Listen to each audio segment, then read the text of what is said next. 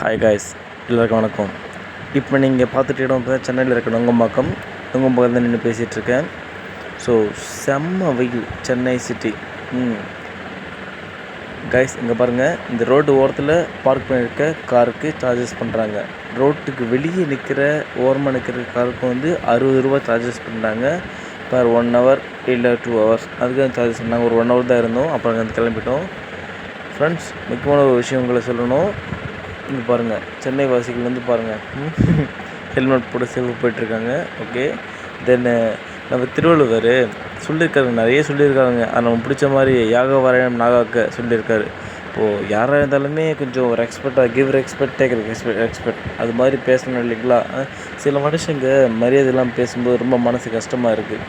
பதில் நாமளும் அவங்ககிட்ட அப்படி நடந்துன்னா அது ரொம்ப மரியாதை குறைவாக இருக்கும். அதனால் யாராக இருந்தாலுமே யார் எப்படி பேசினாலுமே கூட உங்கள் தன்மானத்தை விட்டு கொடுக்காதீங்க.